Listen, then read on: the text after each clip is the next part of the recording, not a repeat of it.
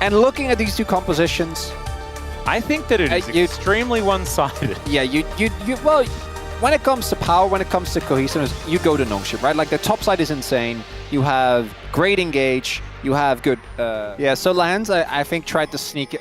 Oh no, he's been baited. Will get knocked up, has to flash. Double flashes to follow. Permafrost. There's first blood going over to G. Have been doing a really good job of making sure that that gold lead kind of shrinks again. Yep.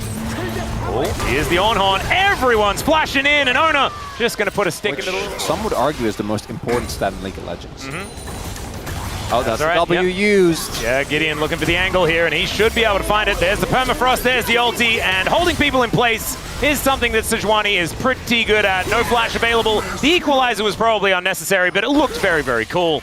And so that is going to be the return kill. Some revenge here for Kingen. I think the read there from Nongshim was that if we don't use the equalizer, Kingen can TP. Oh my god! Flashing for it. They find the knockup on a carrier as well. As he cleanses, he's just ignoring Ona, who will be able to protect his cow. Because he didn't have to use it last time. As over the wall goes Calix. I'm not sure about this one because he's now getting closed in on. There's the Ram, but he flashes away. Now Faker looking for an angle onto Gideon, who has to flash. As there's the Grand Starfall. Everyone piling in as we have zoomed out so far. I didn't even know this was possible. It's absolutely insane. Down goes the jungler. Calix now in trouble, but he's able to dash his way out. Unfortunately, yeah, never gonna get out of that. Like, does a decent job of sidestepping, but there's just way too much damage.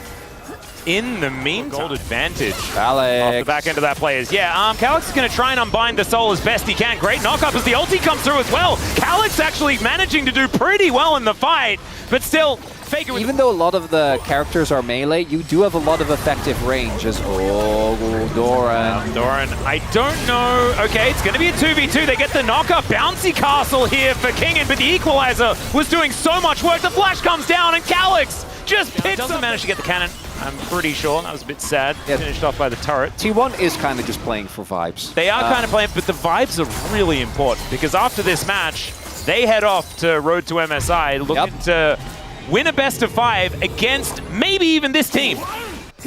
Could happen. And so picking up a victory here, going to be a big deal. Of course, starting off on the red side, a little bit rough here for T1. They have benefited a lot from the first pick ability. And Nongshim being able to utilize that one here. Oh, there's the collapse. That's a big old knockup as Carrier is coming in.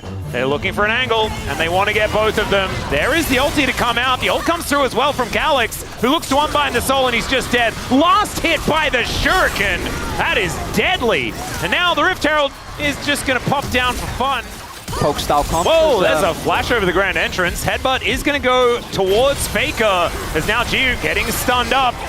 And has to go into that Featherstorm pretty early on. Permafrost goes down. Jiu's trying to kite as best he can. As the perfect execution, max range from Faker is going to lock down the kill. He does die, but Calix is also now in trouble as he does have to snap back. That is still Gideon picking up the kill there as he is in fantastic position. And Lahens is just dancing around this fight like a ballerina. What? And the harpoon just one-shots the Jhin. Is Rumble a better AD carry than Jhin? What the heck was that, Kingen? As that's an ace for Nongshim. That's a 5-for-1. Okay. I saw the start of that fight. I saw Faker go in. Just cooking the what? Well, they're cooking steak, I guess. That's what they're having today. As now Owner is also in a whole lot of trouble. Faker dancing around this fight, though. He's got that perfect execution. Great knockup to come through from Doran. As now Gideon will get taken down. Faker able to get out this time as the curtains have been called. But it's curtains for Doran before too long. And now an equalizer going to block. I don't know if they can contest this. Doran does have his. You can see Gumayushi's still a long way away without his ultimate. Remember, he has 0 range. Apart from a deadly flourish. Let's see whether Ona can get in there and take this one down. The ultimate from Calix says absolutely not as the Ram comes in and they take down Lahens. Jiu trying his very best to kite as Faker gets himself all the way back to his shroud. And but right here, T1 really wants to try and extend this play with the other debuff still there. But it's the recall and straight into another fight Atlas. Yes, this is what we'd be doing. Get out, get straight back in again. As Lahens is going to interrupt Faker. Jiu's going to take him down now. An equalizer on top of Gumayushi. And there is no one to defend him. Down goes both of the damage dealers. T1 have no way out. They are just cooked. This dragon is now going to be taken. That is a clean ace, an objective steal, and whatever the heck else Nongshim want to get this. Yone. Yeah, and a unit. This time around, though, they're going to look for the pick on towards this, he's real dead. king, and yeah, he's really dead. They're going to be able to take that one. Calyx over this wall, though, and we'll see whether T1 can get here in time. 1,000 gold. He doesn't flash in early enough, and the Baron is secured.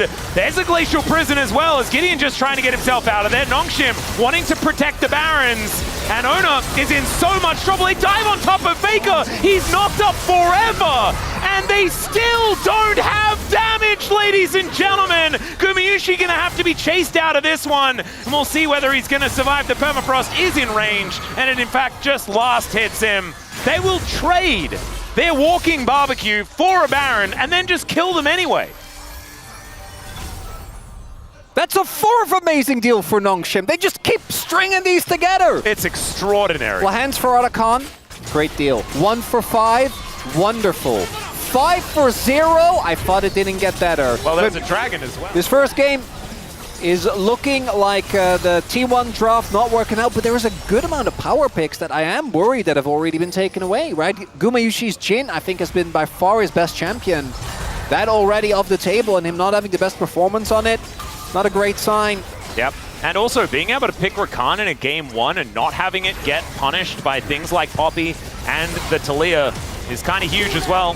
So Lahan's getting a lot of advantages out of that. Speaking of which, he goes in, doesn't quite find Guma, and he's likely going to get popped. Does try and battle dance his way out, and in fact he does. Into the backline goes Faker, but they just see him and destroy him. The ulti from Calyx as well collects the rest of them, and Nongshim are just playing with their food at this point. It's a triple kill for Jiu. They just need to wait for the Conga line of minions, and the Noodle Boys will do it here in game 1 against T1. We're gonna have to see some better champions picked from our third place team here in the LCK if they want to be able to reign supreme against Nongshim. And you best believe DK and KT are extremely nervous right now.